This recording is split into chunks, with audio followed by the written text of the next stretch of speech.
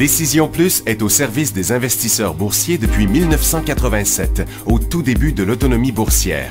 Notre logiciel de graphique Market Vision Plus et notre logiciel de code dynamique Trader Plus en ont fait sa renommée. Nous sommes encore ici parce que nous évoluons sans cesse et que nous servons bien nos clients. Découvrez nos produits et services spécialement conçus pour l'investisseur actif et autonome dans la boutique Décision Plus. Le logiciel de graphique Market Vision Plus est en français. C'est le logiciel le plus utilisé par les investisseurs de chez nous. C'est lui que vous voyez dans le feu de l'action. Trouvez, classer et analyser plus facilement avec cet outil sans pareil pour suivre la bourse et prendre les meilleures décisions. Gardez vos titres à l'œil avec Market Vision Plus. Consultez la boutique Décision Plus pour en faire l'essai pendant 10 jours sans aucun frais, c'est garanti. Laissez-nous vous guider pour analyser la bourse et prendre vos décisions. Les analystes de Guru.tv feront tout le travail pour vous. De minute en minute, nous classons les titres selon leur situation technique. Nous révélons les signaux d'achat et de vente. Nous publions des recherches poussées et nous prodiguons des conseils en temps réel. Ça commence avant l'ouverture et ça se poursuit jusqu'à la fermeture des bourses. Profitez de chaque cycle boursier avec Guru.tv.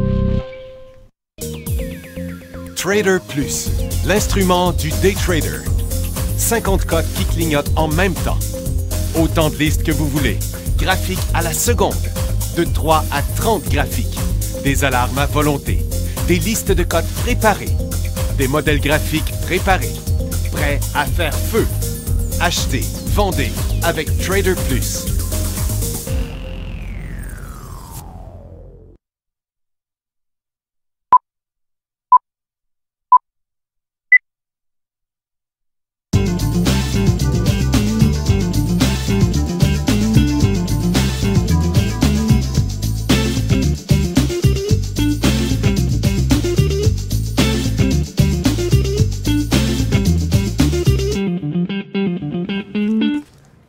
Bonjour tout le monde, bienvenue dans le feu de l'action. Mardi le 26 mai 2015, les marchés sont en forte baisse sur la hausse du dollar américain.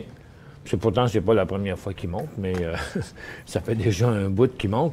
Mais toutes les ressources sont en baisse. Le marché qui vraiment en a pris pour son rhume ce matin, on est rendu à 1,2 62 points sur Nasdaq, 182 à New York et 131 à Toronto. Donc, rien ne va plus ici, là. De toute façon, ça fait longtemps qu'on se disait comment ça peut aller plus haut. Et puis, donc là, maintenant, on est bel et bien en cycle baissier sur le marché de Nasdaq. New York est décroché aussi tout l'avant-midi. On va regarder ça ici, vous allez voir dans un graphique en minutes, là. Dès l'ouverture, ça a chuté, il n'y a jamais eu rien. Là, on vient d'atteindre comme un creux, là, pour le moment, parce qu'on a inversé la tendance baissière de ce matin, mais ça ne veut pas dire que ça ne pourrait pas reprendre. Et bien sûr que les oscillateurs vont foncer envers le bas avec un mouvement comme ça. Et à Toronto aussi, c'est en baisse, donc on s'attend à ce que ça revienne jusqu'au support. Du côté de Nasdaq, un peu dur à dire parce qu'il y a beaucoup d'espace encore. Là. Si y a 1,2 pour aller là, ça veut dire qu'il reste encore un autre 2 à 3 pour aller jusqu'ici. On parle de beaucoup de volatilité. 17 750, c'est encore un autre 300 points plus bas, ça, du côté du Dow Jones. Donc, puis toutes sortes d'affaires. Il y a aussi les inquiétudes en Grèce. En Chine, c'était complètement une autre histoire. Eux autres là, sont virés fous un peu parce que là, ils ont dit, bon, on va comme abolir les frontières à l'intérieur de la Chine entre les régions, là, la région continentale et Hong Kong lui-même. Et puis, ils disent, bon, ben, on va comme abolir la frontière financière, là. Fait que là, on va pouvoir faire des transactions des deux bords. Puis là, ça, ils disent que ça va augmenter la liquidité, le volume et tout. Donc, le dollar américain monte beaucoup. Tous les autres sont en chute, y compris le yen et le dollar canadien. Mais le Nikkei n'a rien fait, est resté sur son top. La Chine a poussé encore plus haut à cause de leurs nouvelles. Ils s'en fabriquent des nouvelles à chaque semaine. Et puis là, du côté de Londres, ça avait commencé à la baisse, ça avait remonté, mais là, on a rechuté. C'est le marché américain là, qui a donné le rythme depuis l'ouverture. Donc, le SPY est en baisse, tout est en baisse. Mais, comme je vous disais tantôt, on a rejoint un genre de plateau. Là. Donc là, maintenant, c'est possible qu'on aille encore beaucoup plus bas que ça, mais ça serait visible si on perçait le creux de 11h20 à peu près. Là. Et du côté du Dow Jones, c'est pareil, on n'est plus sur le bas. Vous voyez, on a inversé la tendance, comme je vous montrais tantôt. Et du côté du TSX, ça doit être à peu près similaire. Par contre, regardez, on est juste revenu à la ligne de tendance. Tout ça fait que ça pourrait encore revenir à la baisse. On va regarder ça de plus près dans quelques instants. Il y a quelques nouvelles. On a tellement de choses à analyser. On va passer vite. AutoZone, il ne s'est rien passé sur ses résultats. Puis CAE non plus, il ne s'est rien passé là-dessus. Il y a eu une cent de plus à 24 cents. Charter Communication, lui, était en hausse ce matin, qui fait l'acquisition de TWC, Time Warner. Et Time Warner a monté beaucoup, par contre. Puis là, regarde, à ce prix-là, ça ne bougera plus, là. Et Priceline.com est en légère baisse. Ils vont investir 250 millions dans le site chinois Ctrip.com. Mais Ctrip, qui avait fait une autre poussée, mais est en train de reperdre du terrain parce que la situation sur les marchés est négative. Puis Arch Cole dit qu'il est en pourparlers avec les conseillers au sujet d'une restructuration de la dette, puis ils disent qu'ils ne considèrent pas déposer le bilan, qui est à 59 cents. EMC est en baisse, fait l'acquisition d'une compagnie de logiciels.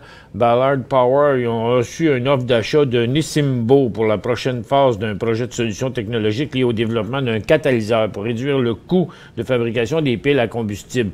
Donc, ça n'a pas l'air super sérieux ou super gros parce que le titre n'a aucune réaction à cette affaire-là. Et il y a une compagnie, un groupe chinois qui s'appelle Zijin Mining Group.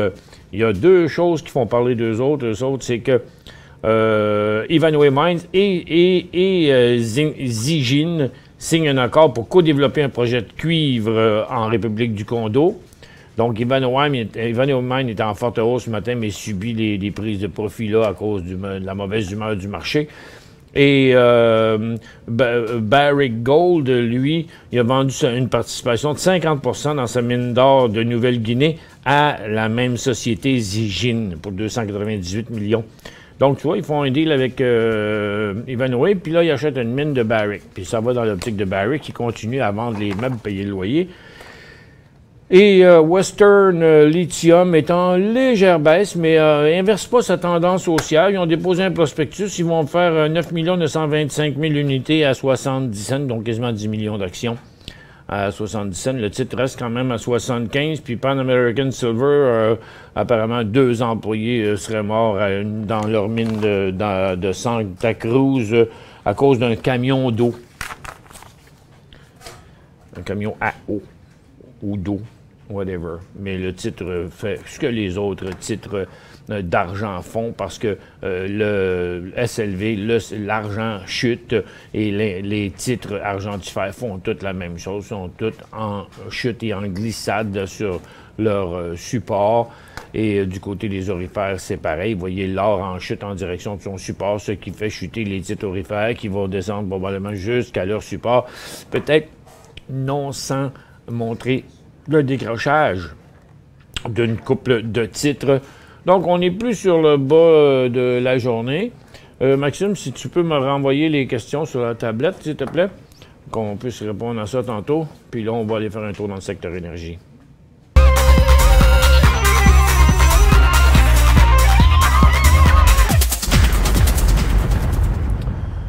Bon, du côté du secteur énergie, USO est reparti à la baisse ce matin, mais n'est pas...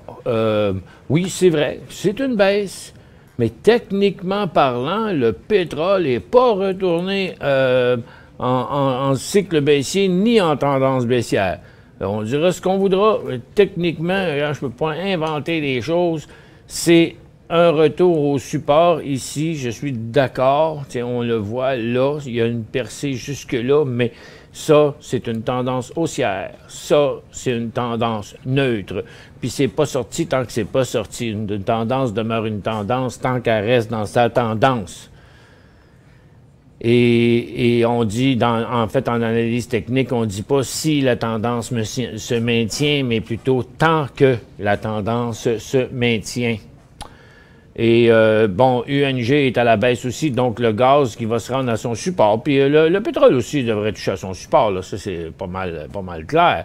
Et les titres, si on regarde pétrole et titres, là, on va mettre juste le pétrole et l'indice. Bon, ça, c'est le pétrole, l'indice. Pétrole, indice, OK? Pétrole, indice. Donc, on voit, en fait, c'est que le pétrole est comme plutôt ici, puis l'indice des titres est là. Donc, on voit que l'indice des titres est plus faible. Mais, quoi qu'il en soit, ici aussi, là, pour le moment, là, ça demeure.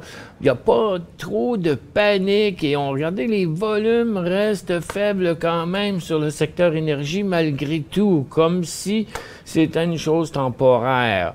On fait le tour pour le fun, OK? Regarde, on va compter le nombre de titres qui pourraient traverser leur support, c'est-à-dire repartir en cycle haussier. Bien, pas Trican, il fait juste tester le support. Pas Suncor non plus. Pas Paramount, pas MEG, pas Imperial Oil, pas TransCanada, pas Lightstream, Biplicity Borderline, New Vista, mais pas encore, Keyera non plus. J'admets que c'est pas positif, mais c'est pas décroché, là. Puis il y a beaucoup de supports, là. Ça fait que pas sûr, moi, là, que on s'en irait shorter des stocks pétroliers. OK? Regarde, là, on voit pas vraiment d'abandon. En tout cas, pas ce coup ici, là. Pour le moment, c'est comme... c'est vraiment très modéré, là, les chutes, là. Mais ça va être important, c'est sûr que ça passe à travers ça. Mais on regarde, on dirait que ça sent le rebond, là, pour les prochains jours, cette affaire-là. Pas sûr que c'est le début d'un mouvement, vraiment pas. Là, on revient vers les supports aussi.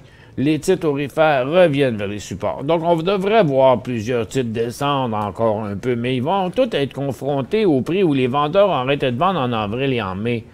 Donc, c'est ce qui va arriver partout. Donc, les plus forts même glissent aussi, mais vous voyez, encore de la place, puis la tendance sur Curtin, puis la tendance est encore là. Donc, c'est certain que quelqu'un qui est rentré ici, il n'est pas dans la même situation que quelqu'un qui est rentré à beaucoup plus bas ou qui peut bien plus attendre. Donc ici, quelqu'un qui était là dans un swing trading, les profits devaient être déjà pris, puis si on arrive au prix payé, on sort. Détour Gold, oups, lui par contre, c'est moins positif, c'est des low grade, hein. Il avait déjà pas mal monté, il vient de traverser son affaire, son volume est en augmentation même à mi-journée. Donc celui, regarde, la tendance long terme n'est pas inversée, mais la possibilité de plus de baisse pour venir chercher 12 piastres facile.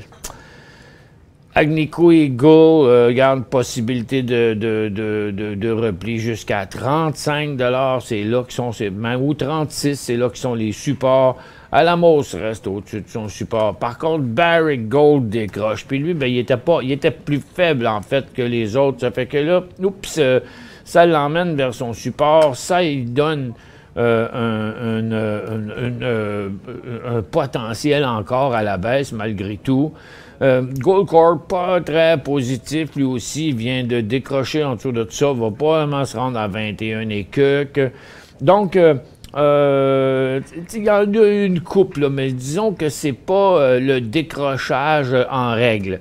Guyana Goldfield, ben, à surveiller pour un autre mouvement tôt ou tard parce que le titre refuse de suivre ce qui se passe dans le moment sur le marché.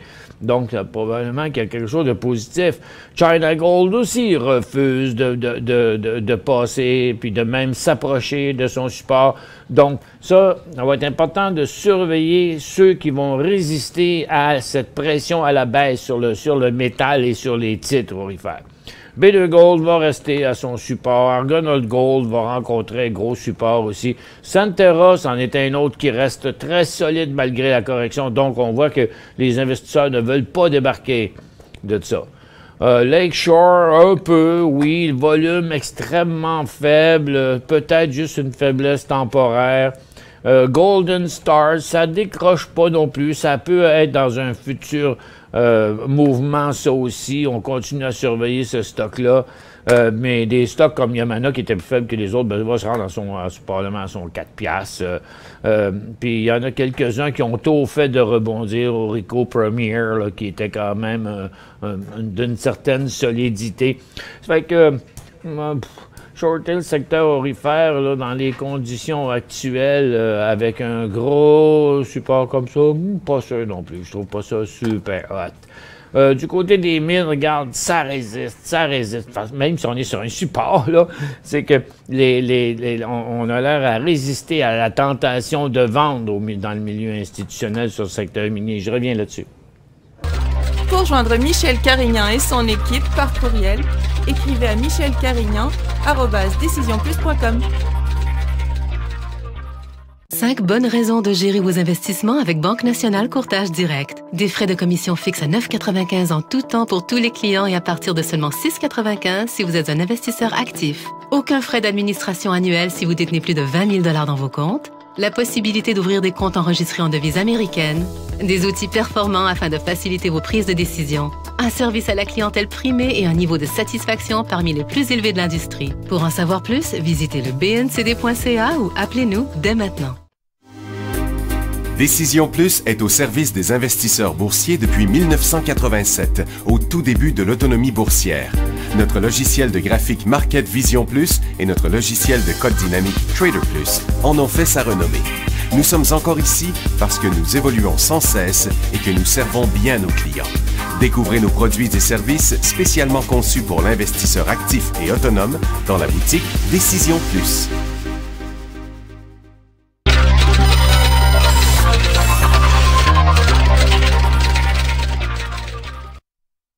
Bon retour, mesdames et messieurs. Ça tient pas trop, cette affaire-là, là, pour le moment. Ça semble déjà essoufflé. Je vais mettre ça en 1 minute pour voir le mouvement récent, là. Ah, bon, OK. Nasdaq qui était revenu, là, comme on disait, je pensais que c'était fini. Bon, ben, ça résiste encore un petit peu, là. Ça va prendre encore quelques minutes avant de savoir, mais je pense que ça peut revenir par là aussi. Donc, c'est pas officiel là, que c'est fini, cette affaire-là. Et si on regarde l'ensemble des secteurs, là, le secteur énergie, USO s'en va vers son support, les titres pétroliers s'en vont vers leur support. L'or s'en va vers son support d'avril-mai aussi. Les aurifères s'en vont vers leur support d'avril-mai. Les minières sont à côté. Et pour l'instant, ne s'en vont pas vers le support du mois d'avril.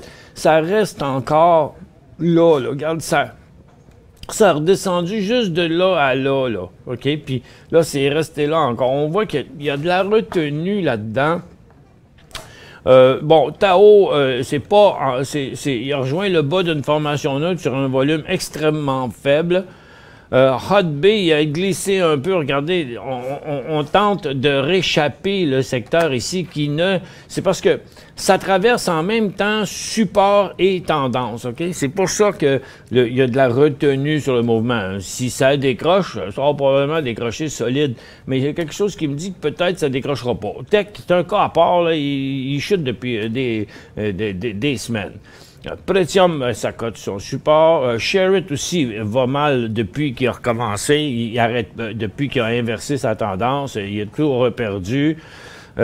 Mais les gros, en gros, là, Thompson Creek, c'était déjà un stock super faible on parlait de, tu sais, que même pour un upswing, c'était dangereux ici parce qu'il n'y avait jamais de rebond là, dans le mois de mai. C'était pas hot. Copper Mountain, ça continue. Donc, les plus petites qui en arrachent, là. Turquoise, lui, au contraire, défie la gravité. Il a repris du poil de la bête depuis une secousse. Et puis là, ben regarde, il veut pas traverser là. Donc, pour l'instant, lui qui était pendant longtemps le plus faible est maintenant un des plus forts. Bon, First Quantum, lui, se tient. Je pense que les deux références là-dedans, c'est Hot Bay et First Quantum. Là, en bas de 16$, First Quantum, puis Hot Bay aussi, en bas de 11$. Là, oups, là, il serait en signal de vente. OK, on y va avec quelques questions. HVU, c'est un go. Ronnie, il me semble, celle-là, j'avais-tu répondu? Non, mais c'est une question, c'est une bonne question parce que ça dépend du SPY, ça, OK? Regarde, ça, quand le SPY descend, le SP500 descend, normalement, le nombre d'options poutres vendues augmente, puis là, ça fait monter HVU. HVU est-ce que je l'ai ici? Non. Je vais y aller autrement. HVU. Il faut faire attention, là, parce que le calcul n'est pas automatique, là. C'est parce que c'est en fonction des options sur le marché, là. Ça fait que ça remonte pas nécessairement aussi haut qu'on voudrait. Regarde, dans le mois de mars, avril, mai, là, le Dow Jones n'a pas fait des nouveaux hauts. Mais par contre, HVU a fait des nouveaux bas. OK? Donc, c'est le genre d'affaire que quand tu manques le cycle après ça, tu n'as peut-être pas de chance de revenir, même si le marché, lui, va pas plus haut. Lui, il a quand même continué à descendre. Ça fait qu'il faut être prudent avec HVU. Ce matin, il y a eu une bonne passe dessus. Là, il est arrêté ici. Il va repartir à la hausse si le marché est pour continuer sa correction. FR. Denis demande FR. First Majestic Silver. Malgré tout, c'est un de ceux qui se tiennent mieux hein, dans le décrochage des titres argentifères. Pour l'instant, en tout cas, c'est pas un achat. Mais tout nouveau bas devient une vente à court terme. Là. Je pense que sur un nouveau bas, le titre pourrait quand même faire comme les autres et atteindre 5,75. Mais il est très loin de tout ce qui pourrait ressembler à un signal d'achat. BCE, c'est toujours à conserver. Comme j'ai dit l'autre jour, c'est un titre quand même relativement solide. Ça oscille pas bien, les oscillateurs là-dessus sont pas très hautes. À mon avis, c'est à conserver. Il y a une possibilité que ça remonte. Le secteur télécom est un de ceux qui souffrent le moins de cette correction-là sur le marché présentement. C'est pas un achat. BCE, mais je dirais que c'est à conserver. Et BAA ici, c'est Banro, mais on l'a à Toronto, hein? Oui, on l'a ici encore. Donc, le titre résiste à la correction, est toujours sujet à un nouveau signal d'achat. On l'avait vu venir d'ailleurs. Et puis, là, on attend tout simplement. Je pense que si vous êtes déjà dans le titre et si il devait partir à la baisse, je dirais, comme à 40. Ben là, on frapperait un signal de vente qui inciterait à diminuer ou voire liquider la position. Pour l'instant, le prochain signal d'achat est à l'entour de 50 cents. Vous l'avez acheté à 38,5 le 14 mai, puis là, il vaut 45. Et puis, il a déjà touché à 46. Bon. Vendu la moitié à 45. Bien, bravo. Quand vendre le reste, OK, je viens de répondre à ça. Vendez le reste à 40. Faites un stop à 40,39, genre, là. BA, dividende sera versé. Est-ce l'occasion de la hausse? N'en possède pas. Ça paye un dividende, ça? Un titre de 40 cents qui paye des dividendes. Là, vous m'épatez. Vous m'en en prenez. Bon, la raison de la hausse, je ne sais pas c'est quoi la raison de la hausse, honnêtement. C'est juste que, regardez, je vais vous ramener dans les conditions où on était. Là, je pourrais vous sortir, le monde n'aime pas ça, mais je pourrais vous sortir des émissions où on en parlait dans ce coin ici, là, puis que je disais, écoutez, regardez, là, la table est mise. Ça fait 3 fois que les acheteurs refusent d'aller plus loin, mais les vendeurs ne vont jamais aussi bas à chaque fois, ce qui donne une formation de même, puis il y aura un signal là. Donc, si on achète là, on vend si ça tombe en bas de 27. Si ça décolle ici, on achète là. C'est sûrement, genre, l'analyse qui est sortie, parce que n'importe quel titre qui ferait ça, ça serait exactement le même conseil dans un cas comme ça. On s'en va à la pause. Non, ça va pas la pause.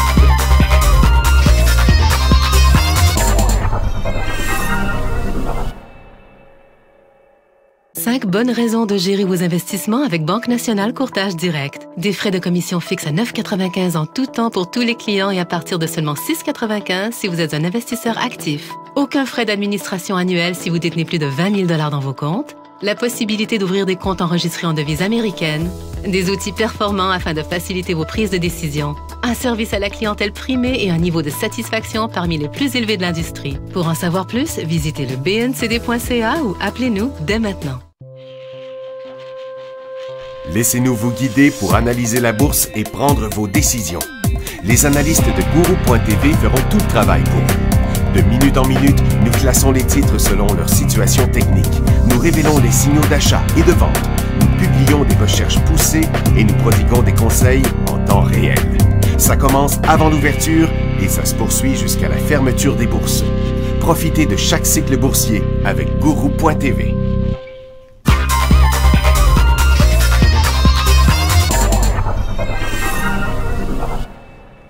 Bon retour, mesdames et messieurs. Pierre demande pourquoi UNG ne perce jamais. Il monte puis redescend tout le temps, et cela depuis très longtemps. Ben, ça va avec la demande, hein, c'est sûr. Regardez, moi, je viens du milieu pétrolier. Hein. Avant ma compagnie, je travaillais pour Imperial Oil. Et le gaz, là, il y en a naturellement au-dessus de toutes les nappes de pétrole. C'est normal, hein? Vous mettez du pétrole dans un contenant, à moitié du contenant, vous le fermez, la portion du haut du contenant, ça va être un gaz, des gaz qui s'échappent du pétrole. Fait qu'il y a toujours du gaz sur le dessus. Même qu'à des places, il y a beaucoup de gaz, puis très peu d'huile. Il faut comprendre que les gaz prennent de la place. Même si la force des liquides, c'est de prendre de l'espace, les gaz aussi. Ça fait que là, la demande fait qu'ils cherchent toujours plus de pétrole, mais à chaque fois qu'ils trouvent du pétrole, ils trouvent toujours du gaz. Ça, c'est sans compter le gaz de schiste qui s'est ajouté à la production du gaz qu'ils recevaient déjà. Ça fait que l'approvisionnement en gaz est toujours élevé et que le prix est toujours bas. Et puis, c'est dur à stocker du gaz parce que pour prendre du gaz puis le mettre en forme liquide, il faut le compresser à haute pression parce que des gaz, une fois compressés, ça fait un liquide. Puis quand vous lâchez la pression, il redevient en gaz. Fait que là, ils cherchent des solutions pour regarder tout ça, mais à mon avis, du gaz, il y en a bien qui touchent même pas parce qu'ils en ont du surplus, puis il y en a beaucoup qui est brûlé aussi en plus. Parce que là, pour l'instant, il est reparti à la baisse. Puis la tendance inversée de UNG, c'est pas avant 15,70. En attendant, c'est juste du trading à court terme. Et c'est pas qu'il y a pas que c'est pas intéressant quand même. Là. Il y a beaucoup de mouvements dans ça quand même à UNG. Pouvez-vous analyser BOS? BOS. Airbus of America. Bon, ben, tiens, ça va bien. On peut-tu dire que la compagnie n'est pas performante? C'est une tendance absolument phénoménale, extraordinaire. Le titre vient de donner un signal qui n'était pas appuyé de super volume, mais c'est jamais un titre qui fait des super volumes. Il y en a fait ici, mais c'était bien plus des block trades. Il n'y avait même pas de mouvement correspondant à l'ampleur de ces volumes-là. Mais c'est définitivement à conserver. Il n'y aura pas aucun inversement de tendance avant le 16$ pour l'instant. Puis là, ben, dans les conditions actuelles du marché, est-ce que c'est achetable? Ben, regarde, un titre performant comme ça, on peut dire non. Si on aurait dit non depuis des mois, on serait trompé. Mais si on achetait au prix actuel, ben, ça reste quand même 16$ le point de sortie. Peu importe qu'on l'ait acheté là, c'est au moment où il inverse sa tendance. Mais quand on l'a acheté en bas, on ne sortirait pas toute notre position juste pour un bris à 16$, mais on sortirait pour une traversée de support majeur à 15$. Donc, on réduirait ici et on flusherait là complètement à 15 CST. Mario, CO2 Solution, bon, là, il a fini sa course, là, oublié son petit pignon qu'il a là. Il y en a qui vont aimer ça l'appeler tête à épaule, mais mettons qu'il a l'air plutôt du bossu de Notre-Dame, son tête à épaule. Mais ce que je vois comme ça, là, quand tu enlève un peu là, de trop loin par là, puis de trop loin par là, on voit clairement une situation neutre ici. Donc, c'est toujours à conserver. Pas de signal de vente avant 22 cents. Tout ce que vous pouvez faire, c'est prendre des profits si vous en avez. Puis si on n'en a pas, maintenant que là, sa tendance est bien confirmée, je remarque que, tu sais, je soupçonne que vous êtes peut-être entré là, tu sais, ça se peut. Mais il n'y a pas de signal de vente avant 22. Entre les deux, mon cœur balance. Prochain spot pour l'acheter, ce serait dans le bout de 33 cents. Puis, va à la baisse ou va dépasser son haut de 2016? Le SP500 va à la baisse ou va dépasser son haut de 2016? Ah, ben là, regarde, j'aurais l'air niaiseux de vous répondre là-dessus aujourd'hui. Hein. La question était d'hier. Puis, si je vous disais, non, il va aller à la baisse, je vais me ramasser dans le même problème qu'un certain journaliste est dans le moment. À dire des affaires, à faire des fausses... je voudrais pas faire des fausses prédictions. Des fois, quand je dis, je vous en ai déjà parlé de ci puis de ça, c'est parce que des fois, ça arrive, je fais erreur avec un autre graphique, mais pour moi, une formation, c'est une formation. Peu importe le titre, exemple, comme Banro, peu importe qui, quand le titre brise de formidables supports et résistances, c'est ça. C'est quoi son nom? C'est pas important. Oups, on est revenu sur le bas de la journée pendant qu'on jasait, là. À quelque part, pas tout à fait, mais c'est là qu'on s'en va. Le TSX est en perte de vitesse. Là, on a vraiment un point difficile à passer maintenant sur le marché de Nasdaq avec 3 sommets à court terme depuis 11h15 et le Dow Jones a repris de l'autre bord. Donc, si on met ça en 5 minutes, 250 périodes, et on voit là, vous voyez, que c'est pas positif. Moi, je pense qu'il reste encore de la place en masse là, pour de la correction sur le marché de Nasdaq, de New York, et Toronto un peu moins, mais encore. Ça fait que ce serait bien difficile pour le moment d'avoir une autre perspective qu'à la baisse là, pour les prochains jours. Merci d'avoir été avec nous. On se retrouve demain dans le Fait de l'action.